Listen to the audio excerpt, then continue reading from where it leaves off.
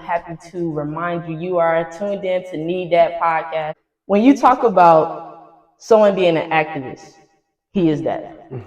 When you're talking about someone who's allowing God to use them for the youth while having a love for it, he's doing it. When we're talking about and saluting young CEOs who's a part of these important conversations, not just sitting in rooms, but and taking up spaces, but someone who is speaking up and telling them what we need in our community, in our beloved city, as well as others that's just like it, he's him. Please help me welcome one of the many voices of generations and someone I've had the pleasure of knowing practically my whole life.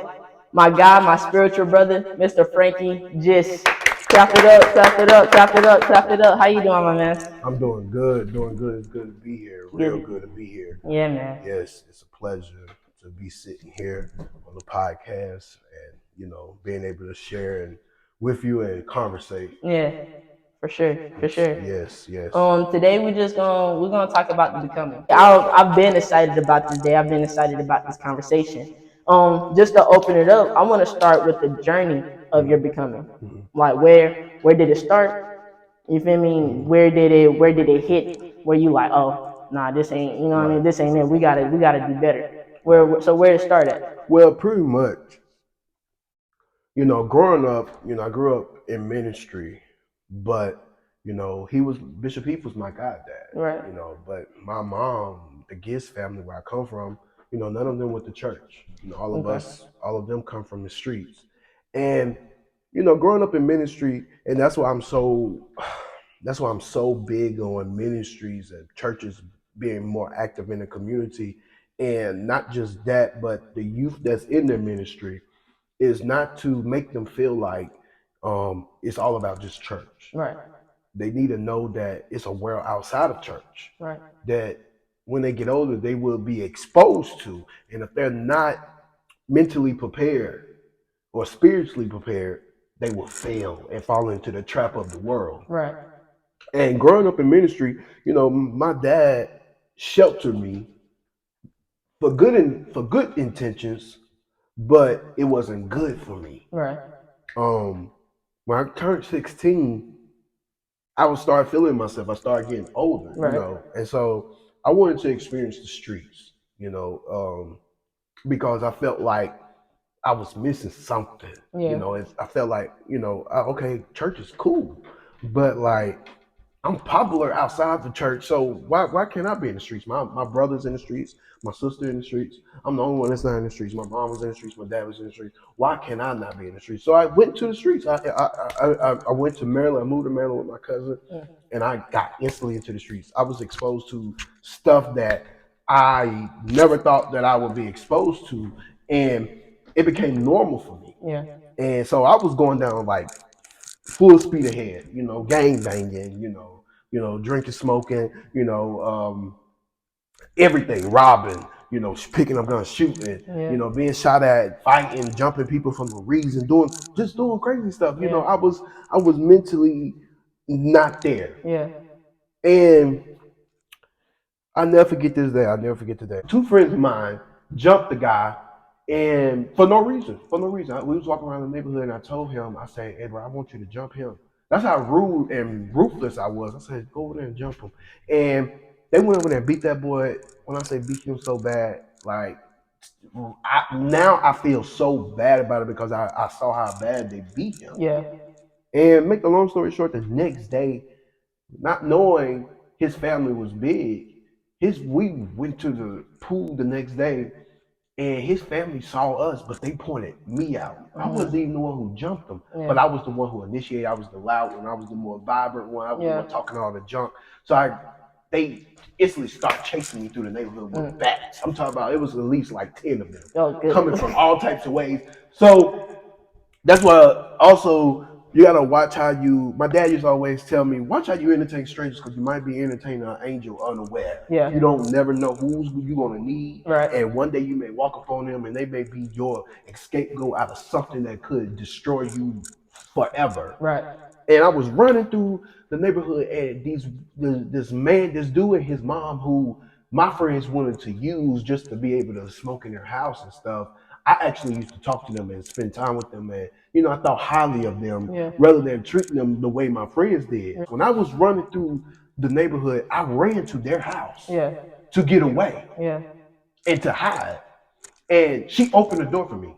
She was like, "Come on in, come on in." Yeah. And I sat in her house like half of the day. Mm. And I just had this bad feeling. I just kept telling myself, something's going to happen today. Yeah. Like, something bad is going to happen to me today. Like, Yeah. I don't know what it is, but something is really going to happen to me today. That's one thing that happened. Yeah. But I just got this bad feeling. So, make a long story short, that night, one of my homegirls, she was with me that night. Another guy, they came, this other girl came pick us up.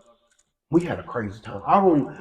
Some of that night was blurred. It was just crazy. Yeah. Like, I'm talking about, we was so drunk. We went into Walmart stealing liquor bottles, walking straight out with it. Like, Yeah. we was mentally ruthless. Like, when I say that night was, oh my God, that was the craziest night I ever had in my life.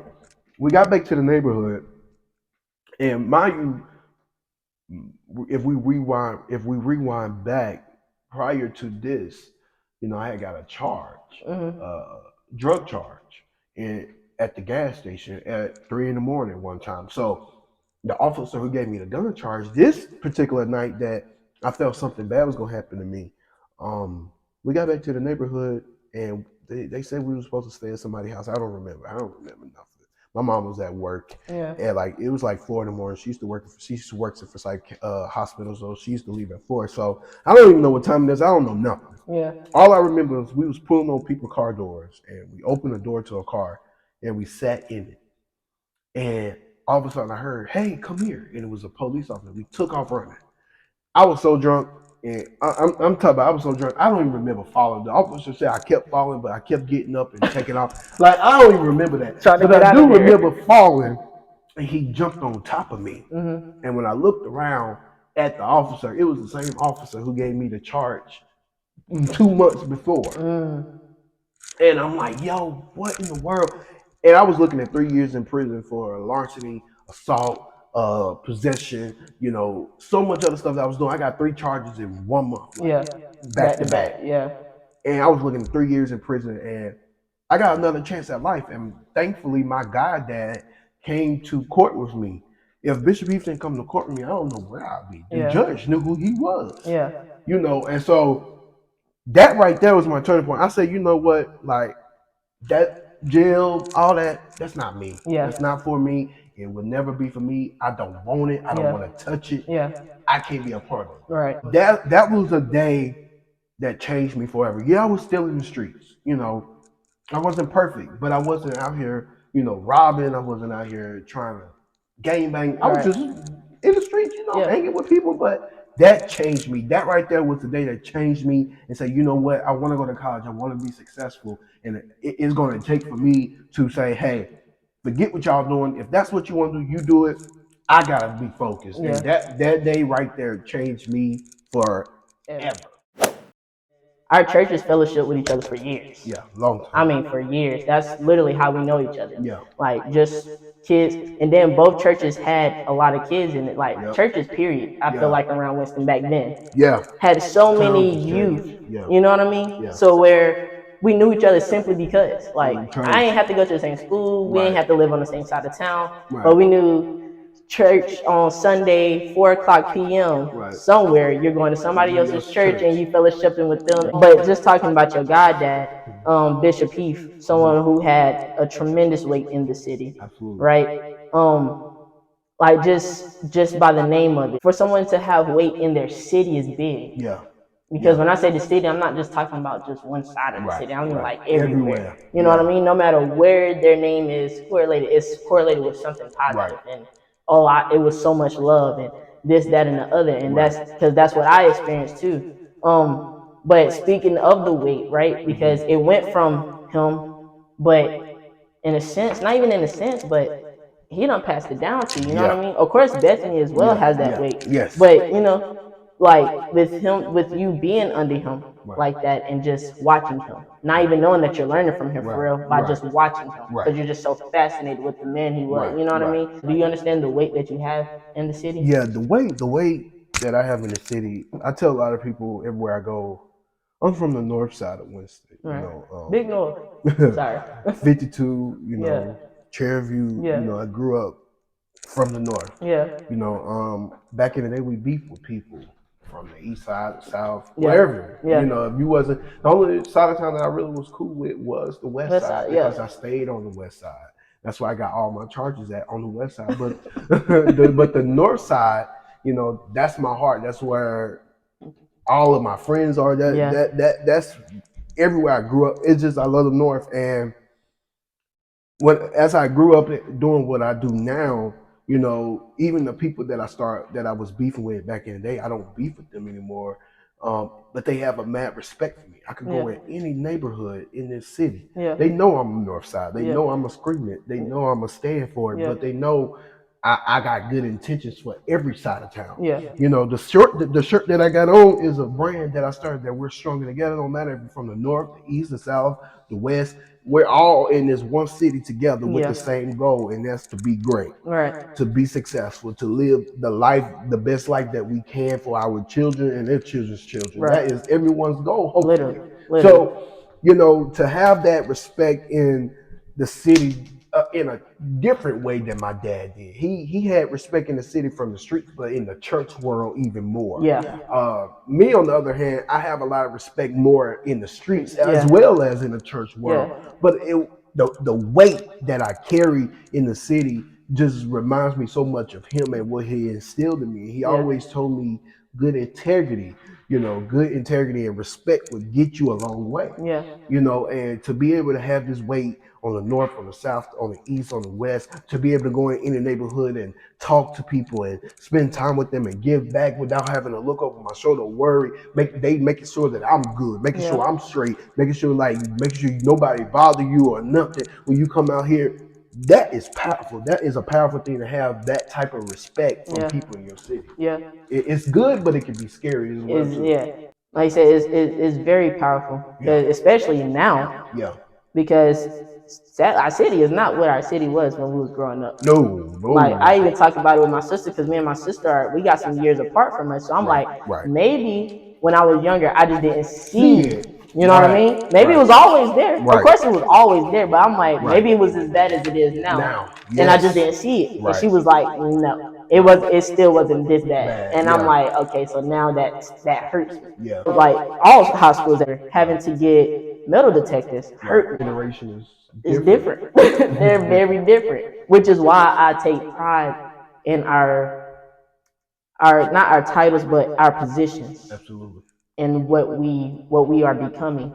And that's why I named this episode Becoming, because I'm like, as well as talking about the becoming of it, but we're still becoming something so great. Yeah. And it's like I feel it deep within to where I can't even explain it sometimes. Right.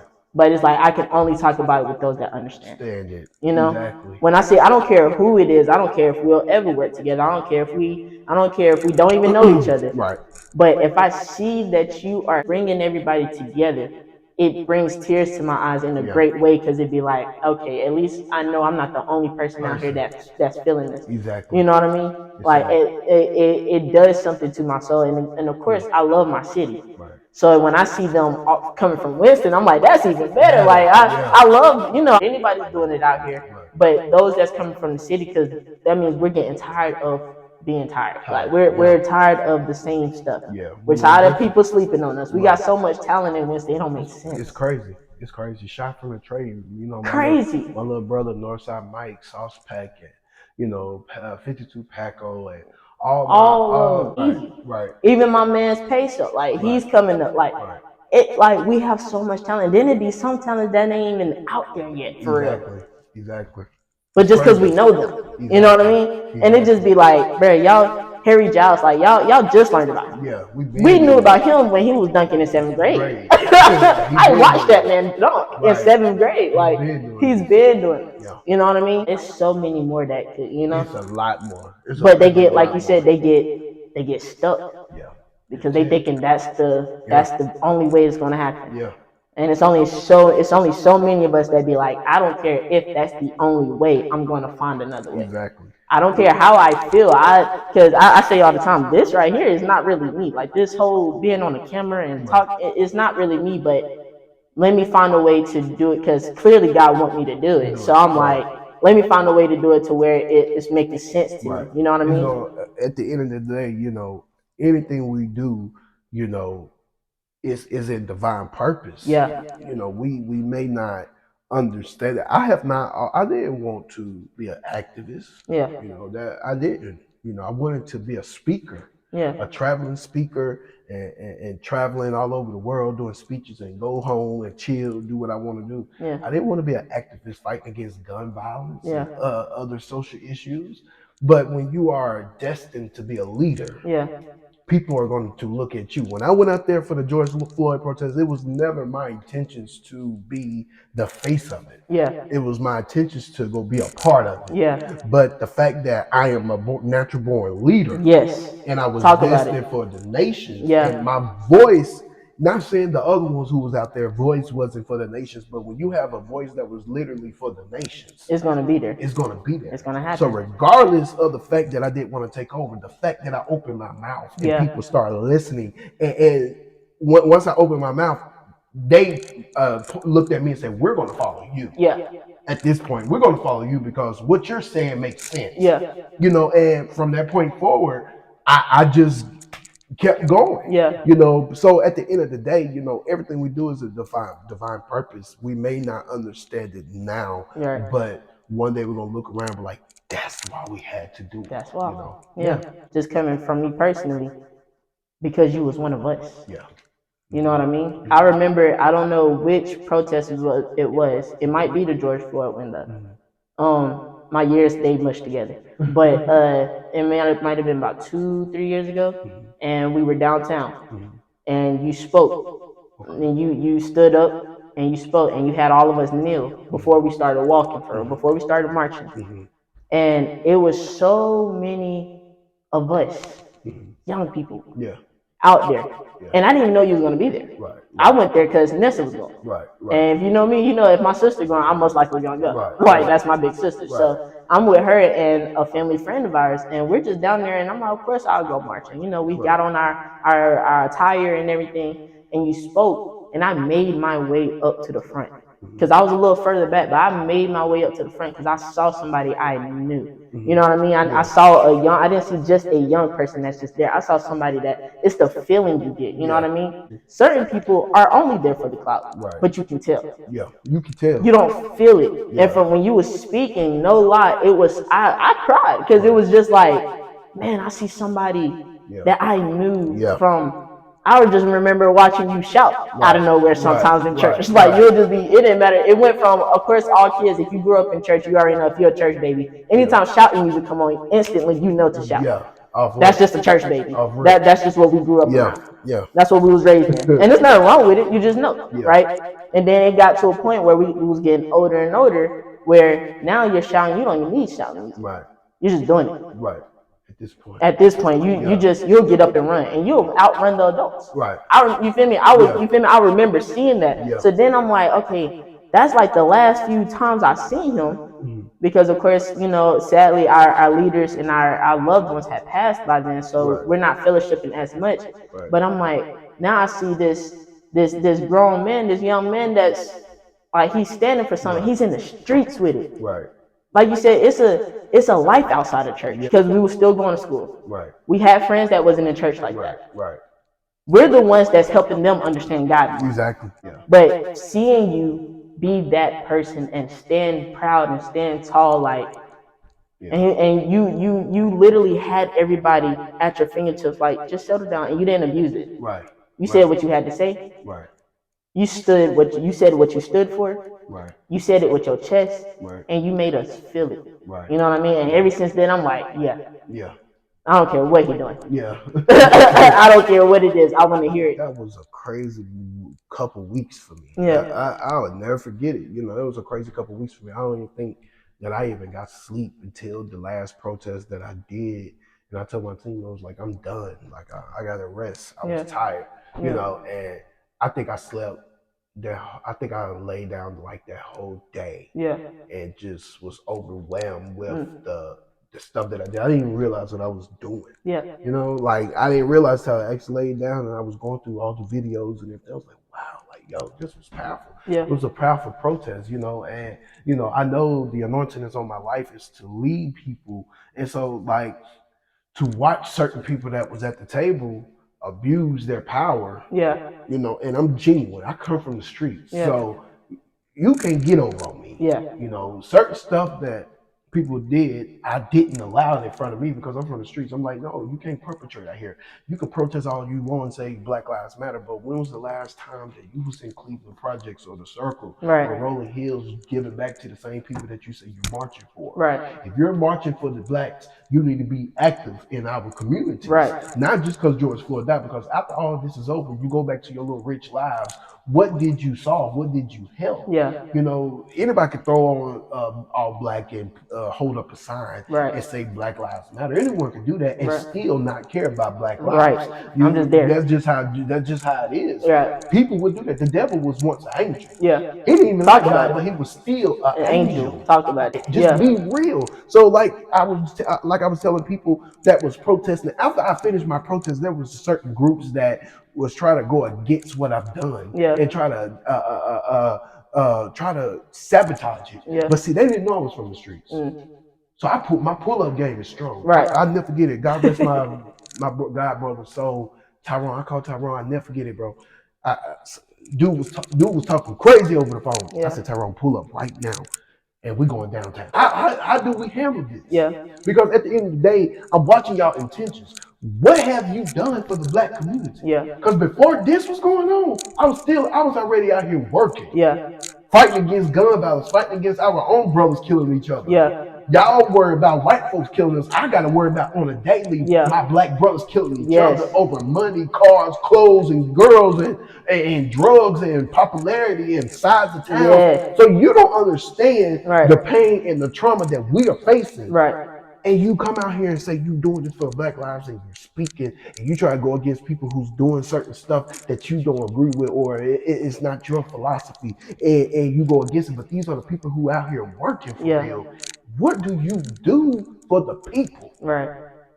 If you can't tell me where Rolling Hills is, you shouldn't be out here. Don't talk to me. If you can't tell me what the north side is or the east side is, you can't talk to me. No. You can't say Black Lives Matter here in this city. No. Not Say that somewhere else, but not this city. And I make sure I check everybody on. Yeah. I don't care what table I'm at. If I hear somebody talking all this, that, and third, I'm gonna ask them questions like, well, what about this, that, and third? Yeah. Oh, you don't know them? Well, bro, you're not active. Yeah. Your community don't trust you, because if they trust you, you would have known this. You would have known this already. I like that the whole, not just the cops killing us. I'm talking about us killing us. Right. Because that's the main problem. That's the biggest problem. No, that's the only reason why they feel comfortable with killing us. Because we don't care that much about each other. If we just got together and said, you know what, it's not that important. Right.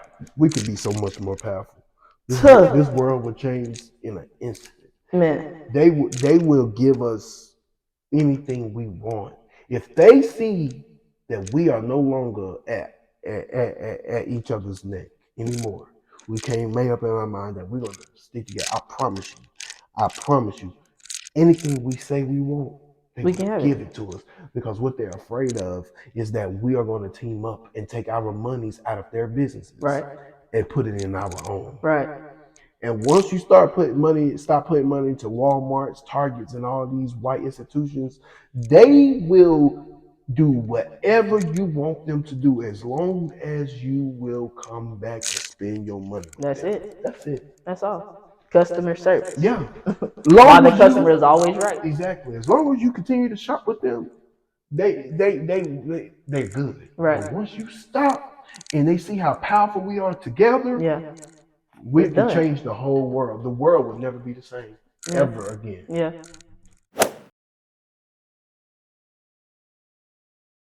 Yeah, that is hard. It's tough. That's the hardest thing, is losing somebody like them. Yeah. And even doing what we do now, in the community, in the world, like, it's stuff that they would push you to do, regardless.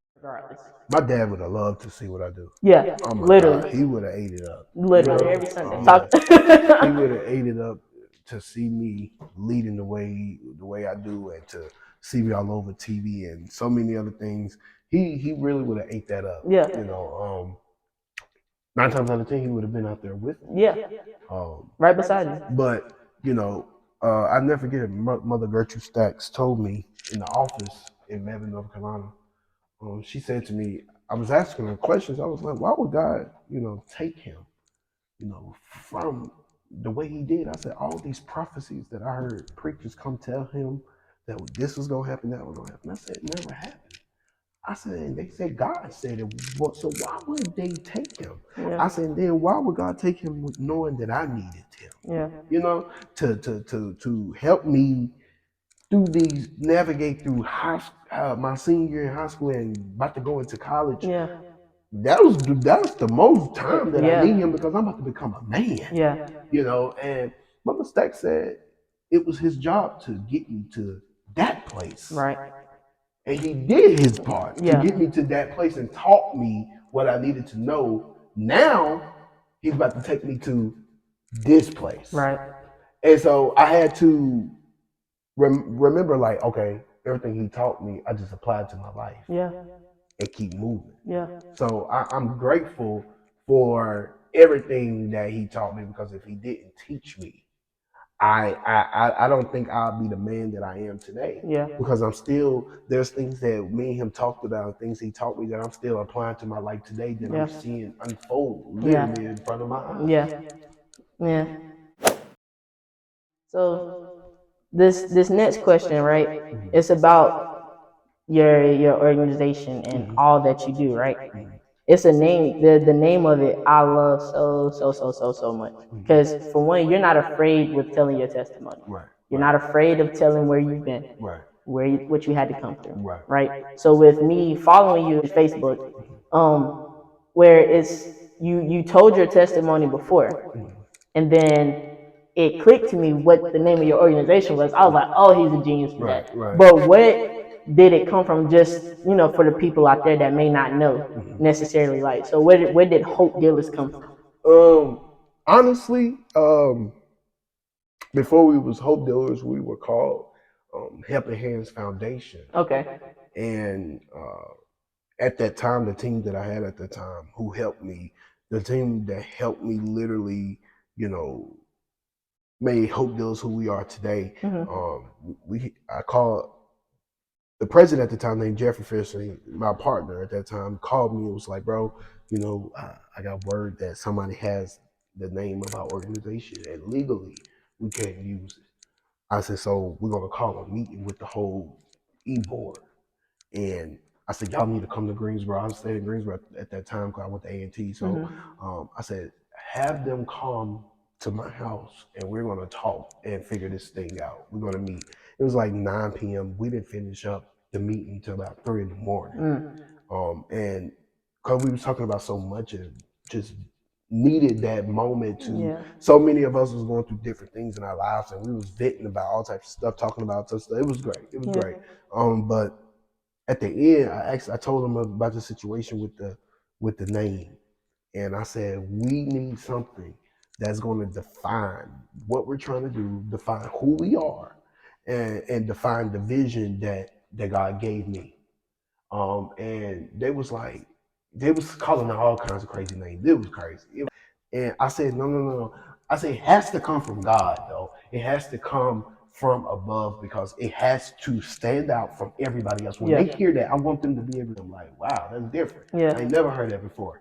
And my partner was like, damn, you used to be in the streets. You always helping people in the streets. You used to sell drugs, and you used to do all this other stuff, and now look at you. You out here dealing hope.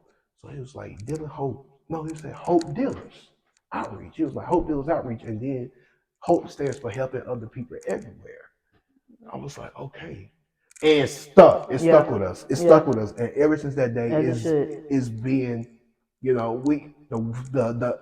progress where I started when I started with them, and then I lost everything and I had to build Hope Dealers from scratch again. And to see where it's at now, and the places that our name is in, I don't have to be there and people talk about the name of our organization. That's big for me. That's big for the organization, and it really defines the work that we do and defines how much people appreciate the work we do. So that's how Hope Dealers came about. Gotcha. Through us having to change it from Helping Hands Foundation. That sounds so mediocre and so common. So it had to be something that was prophetic, that defines exactly what I do, what my team do, and that's exactly what we do. We're out here dealing hope, helping other people everywhere. Hope Dealers Outreach. I love that, man. Like I said, when I saw it again, hearing your testimony, knowing your testimony, it was like, that's brilliant. Yeah, that You know was what I mean? genius. Yeah. And it helped me even when I got to my brand, where I was like, okay, I want something that I stand for, something that explains me, that everybody, I know everybody, it's not just me, but this is where it's coming from. This is where I had to ask that question, because I was like, man, that name always stuck to me, because I was like, that's so raw. Because again, yes, you was in the streets, but now you're in the streets a whole different way. People in the streets respect you. People in the streets know you. People in the streets love you because you're there with them. You know what I mean? You standing beside the families like, nah, this ain't right, and we're tired of this. Yeah, it stuck. It stuck with me. Yeah. It really did. And When I heard it that night, I said, yeah, that's it. Yeah, That's and it the is different. Again, when you hear it and you feel it, you already know that's And that it. was A1. 2017. So Man. 2016, 2017. I think it was before my son was born. But yeah, it was, that stuck with me from that day forward. So how did you know God was telling you, like, Frankie, look, I know you don't see it right now, but this is what I want you to do. I need you to be this person. I understand you don't think the natural born leader is in you like that, but why do you think people are? You know what I mean? What was that moment where he started pointing it out to you, where it started making sense? Like, okay, all right, I'm gonna just go with it. Yeah.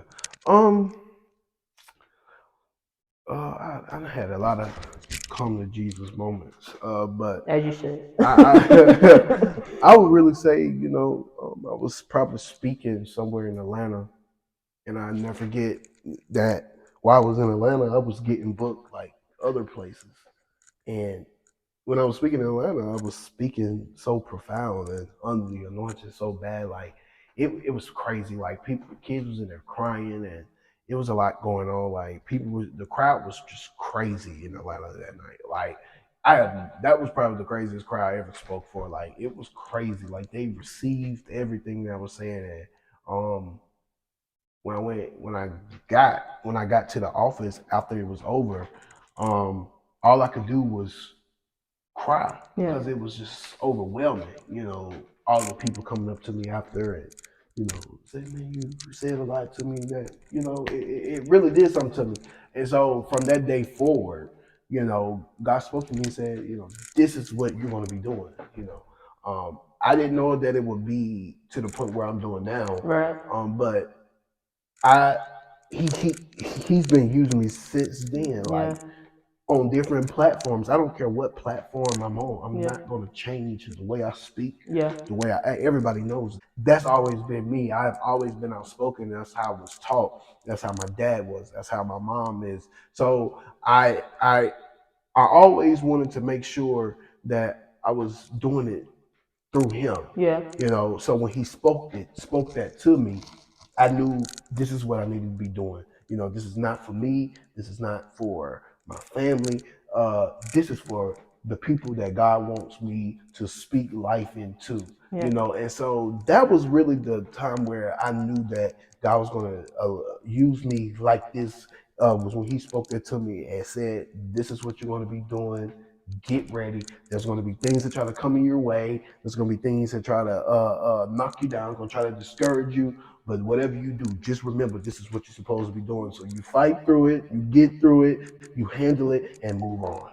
Y'all hear that? Fight through it, you get through it, you handle it, and move on. So I want to switch it. I want to go to another avenue with it. First shouting out your wife. Okay, thank you. First shouting her out, because it takes a strong, not just a strong woman, but a strong person, period, to be a part of a life as such. Right. Because like you said, you got to travel. Right. This is something we have to do. But I want to shout her out because again, it takes a strong being to have Absolutely. the help with that. Babe, let's go to bed. Yeah. You need some rest. Yeah. The times that you're frustrated, and as a creative, when we're frustrated, things hard. can It's hard. because we know what we're trying to do, Yeah. but it's just we're trying to make it become that. You know what I mean? Exactly. So we need that person to reel us back in, like, okay, let's try tomorrow, Exactly. or help us with the ideas. Yes. Yep. You know what I mean? That forever partner, that forever life partner, right? Absolutely. Just for us, for the youngins that, you know, whether they're dating, getting ready to get married, or already married. What is that thing that helps y'all stay so solid with each other Mm. when it comes to those moments that you're frustrated with this, she's frustrated with that, Right. but y'all not letting it Exactly. come between y'all? Our friendship, we've been together for 9 years. We met when when I was a freshman at A&T, and she was a sophomore. And we've been married for it'll be a year this year, but um, it's our friendship. Whatever people do when you are in a relationship, you cannot forget that that's your friend. Yeah. Once you forget that the person you're with is your friend, and when times get rough, it you don't come together because of the simple fact that y'all didn't keep that friendship. Yeah. Because when you're a friend, you don't get into it with your best friend. Yeah. It's something about that best friend that you just don't get into it with. Yeah, no matter you gonna disagree, but you ain't Not going as too far. far. No, Nah. that just you can't. Yeah. And so that's what get us through so much is our friendship and the love that we got for each other, but the most of all, the love we got for God. Yeah. We keep him first Yeah. in our relationship, because as long as we keep him first in our relationship, we're able to accomplish whatever we want as individuals and as a married couple. Gotcha. And as a couple, period. Because once he's out of the equation, it's just you and her. Yeah. But it's me, her, and him. Yeah. And that's what really got us through is our friendship and God. Yeah. Keeping him in the midst. Because if that's the person you say you want to spend the rest of your life with, this is the person you say, this is my husband, this is my wife, this is who I want, I don't see myself with nobody else, then that is the person you need to be telling God to save for you. That's the person you need to be telling God, say, God, this is the person for me. Help us get through. Yeah. God, come here and help us get through. Help me learn her. Help me learn him. And if I learn her and she learn me, then we will be able to make it. Let me be so in tune with her to where I know when she's mad, when I know what she's sad, when I know when she's frustrated, when I know her back is against the wall, so I know how to bring her through. Show me how to get her through. Let me see what her most vulnerable moments. Let me see what makes her depressed. Let me see what makes her go crazy. That right there, when you bring God in, God will allow you to see how to get you and your partner through the darkest times. We done been through the darkest times, but every time, no matter what, it brought us back. It always kept us together. It always made sure that no matter what, how far that the devil thought he was going to take us, he couldn't, because of the simple fact, the love and the bad friendship we have for each other, but the love that we have for God, and the fact that he was in the midst, he wouldn't allow us to go so far out. He will allow us to have a disagreement, but it wouldn't be a disagreement to where it messes up our relationship. It's a disagreement that we come back together and say, you know what, you're right, you're wrong, you're right, you move on. Right. So at the end of the day, friendship and having God in the midst is what's going to take you through. Period. In any relationship or friendship or partnership or whatever. Yeah. Well, you kind of answered my question on your Facebook the other day, this next question, because you brought it up again. But for the past week or so, I've been worried about you because you've been crying for no reason. Yeah. What's going? Have you figured out what's going on? I haven't. I don't know. Is it like a joyful cry? I'm trying not to cry now. Me too. Listen, I've been pulling back tears too a few times. I'm a cry baby. I cry at anything. Okay. I cry. I'm telling you, I cry at everything. For me to be so gangster. My wife says all the time, she said, you are like the most meanest gangster, like you hard on people.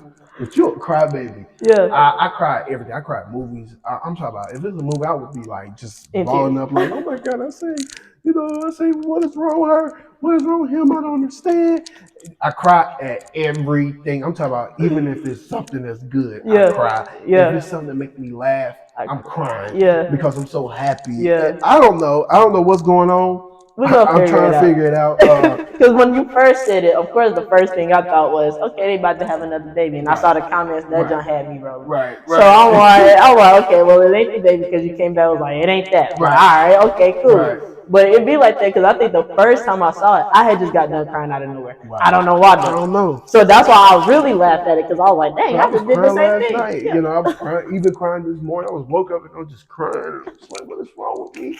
You know, I don't know. It might be something great coming up. You know what I mean? That's how I be taking stuff like I'm about to go see my therapist this week.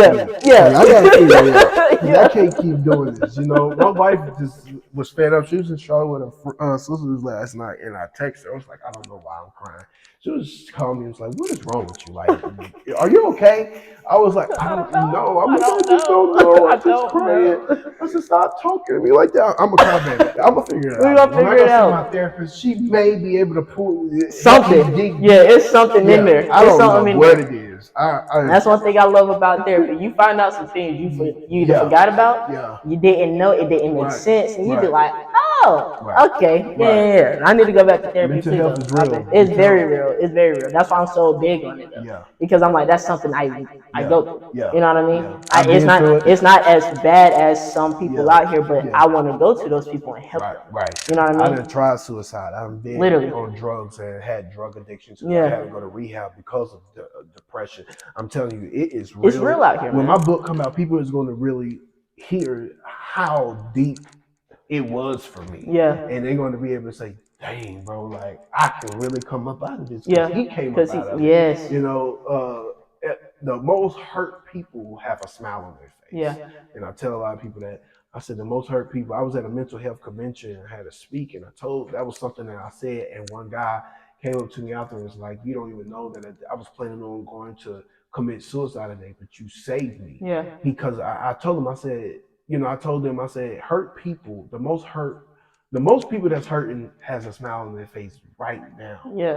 And we think everything is okay, but that smile is really a frown.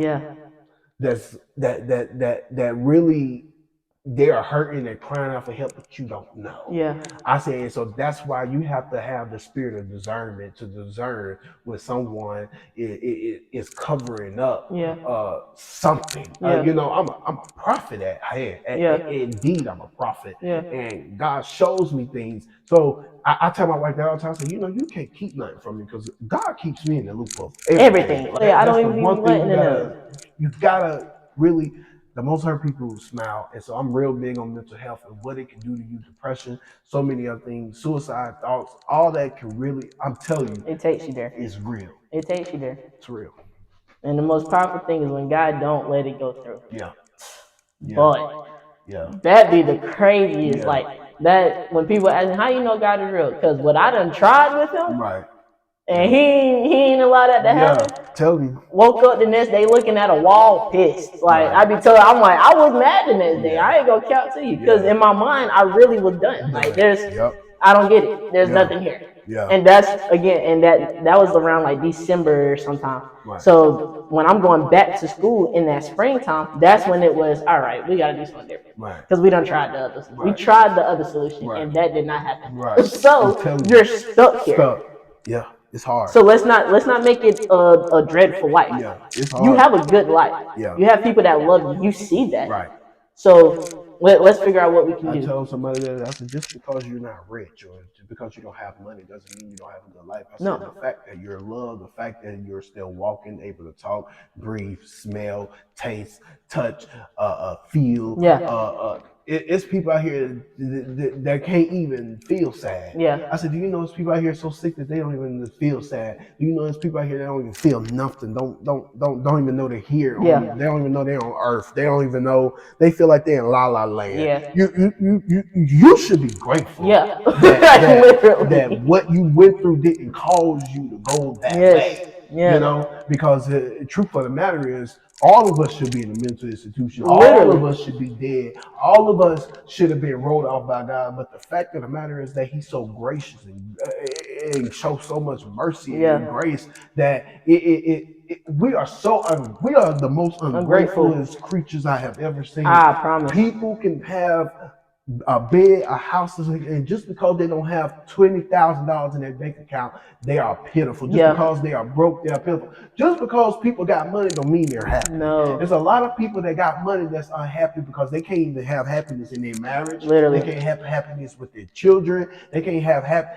money doesn't bring happiness. Money brings more problems. Right. And that's period. Biggie and said so the fact of the matter is that I was telling somebody the other day, I said, listen, the one thing that people gotta understand is this: if it's meant for you to be rich, you're gonna be rich. If it's not meant for you, God's still gonna make sure you're comfortable. You're still good. Period. You're still good. I told God the other day, I said, I don't care if I don't ever become a millionaire. As long as I'm comfortable, I'm fine. Yeah.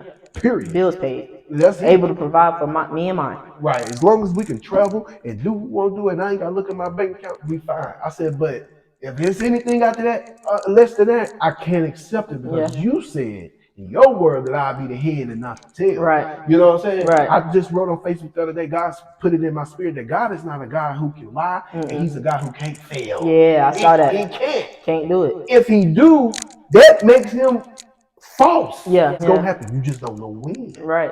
So that means you gotta have faith of a mustard seed. Yeah. And mental health, people that deal with a lot of depression and mental health, they want to rush God. Yeah. And it causes them to go into a depression because they don't have what they want. But the truth of the matter is they have everything they should want. Yeah. Because some people that's out there don't got a family to call. Some people out there don't have a bed to go to at night. Some people that I was locked up probably in February. I was locked up in February for 2 weeks. I'll never forget it. And I watched some of these guys and how they live and what they don't have. And I was just telling God, I said, God, I will never take you for granted again. I will never take my freedom for granted again. Because when the devil is trying to knock you off your pivot, I'm telling you, that was one of the. I've been through some dark places, but that was one of the darkest places because it was nobody but me. It was nobody but God and me. I had to be there. I couldn't do nothing about it. It was like I had no power. My voice or my influence didn't even matter. When God wants you to see something, He's gonna show you. And God had to show me who was there for me and who wasn't. Who had my back and who didn't. Right. He had to show me. It hurt, but I had to see it because of where He's about to take me. I ain't even gonna what they do won't bother me. Because I already been through hell. So literally, I'm not worried about nobody commenting or post about me. I don't give a damn if you don't like me. I don't even like people like that. People say I'm mean anyway. So I would never ever go back to that place again. And that was right there was really showed me like it's real out here, bro. Like being in there was like real for me. It was real for me. Like I would never forget it. I don't ever want to go back to it. And that's why we come for y'all because we don't want y'all to go through it. And even if you already going through it, we want to help you understand. Like, it's a better side. I remember Pastor McLeod was talking about one night. I tell my wife this all the time. I never get that certain stuff stick with me. I never get it. She was talking about a lady who came to the church one night that I think she was homeless or something, and your grandma prayed for her. So they prayed for her and everything, and pray for her protection. Just pray for her. You know, I think she was homeless or drugs, whatever. Your grandmother said she got the call the next day, and that the lady died, and she said God spoke to her and told her that. Reminded her of the scripture and the saying that God will keep you even when you don't want to be kept. That was the most powerful thing I heard is because of the simple fact that that lady, God knew that lady was not going to make it here on earth. So He had to take her because she needed to go. And when your grandmother said that thing, man, that thing did something to me. Like ever since that day, I will never forget that story. I will never forget that. She said, God is going to keep you even when you don't want to be kept. And that gets me through. Even when I don't want to be kept, He keeps me. I'm telling you. I'm telling you, sometimes I don't want Him to help me. Talk about it. He still helped me. That lady died after your grandmother just lay hands on her, pray for her to. Your grandmother said we could pray for her to live. She said, I didn't know we were talking about living in the afterworld. Yeah. That was deep, Yeah. man. That was a powerful that thing is that I deep. ever heard in my whole life. I Yeah. tell my wife that all the time. I said that shit scared the hell out of me. Yeah. Like I said, Yeah, I don't know. I wanted to live right from that day forward. I said, It that makes shit you scared me be so like- scared. I be said, like, what? She died? I said, you know how many times y'all be praying for me, God, Boy, God to keep me. boy, and I still make it back every You remember, I Sunday. be scared. Hold That on. thing scared me when she said that. Man, that thing straightened me up quick. That was the day I knew your grandmother was powerful. You Yeah, don't play man. with her, man. And it was like That that was with some their real whole stuff. generation. It was like they said what they had to say. Yeah. Because if I don't say it, like you said, if I don't do what I'm supposed to, I'm gonna die. I'm gonna die. So what's the point of no? I'm here for a reason. God ain't about to get me for not Not over y'all. You know what I'm saying? Y'all ain't that worth it. I love y'all, but if you don't want it, that's because you don't want it, not because I didn't say it. Exactly. Church. I'm not wasting my time in church and I'm going to hell. No. That's just not me. You know, I ain't been in church in a long time. I just joined the church in like what, February? Gotcha. To be real. Because it's I believe in my to find own. another church that we grew. It's hard for us.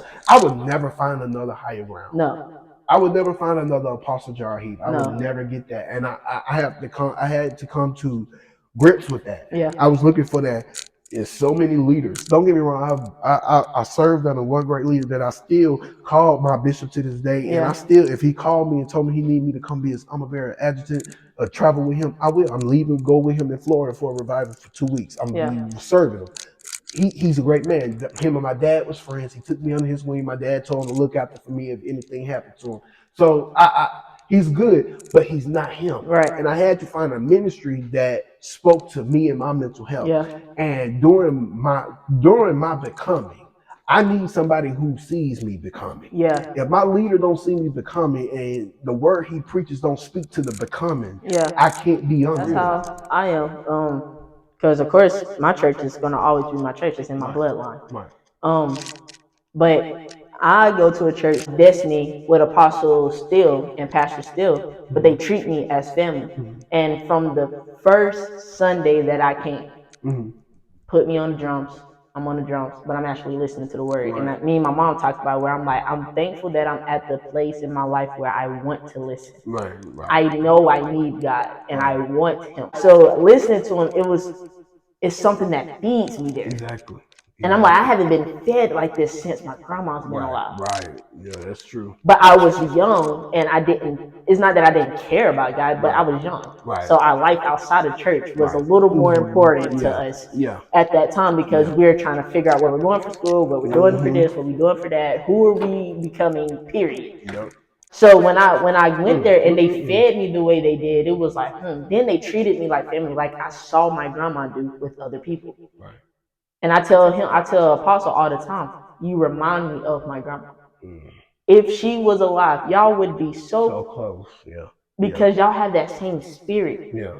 I want a lot of people to wish they could have met my dad. You know? It hurts, but it is what it is. But the thing is, they meet them through us. Yeah.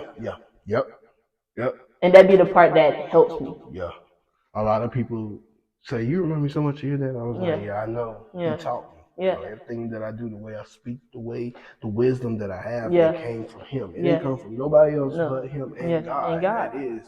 And don't get me wrong, I have mentors who have taught me things that, my dad wasn't here to teach me. However, when you go back to those conversations you had with loved ones who have passed, he did teach me these things. You know what I'm saying? I was young and I probably didn't remember, but when you go back and dig deep, you will remember some things that he had taught me. I'm telling you, it's a lot of stuff that he is teaching me that I apply to my life even today. It's crazy. We could talk about them all day. We at the end of it though. So I got segments, right, that I'm trying to keep going and make popular or whatever.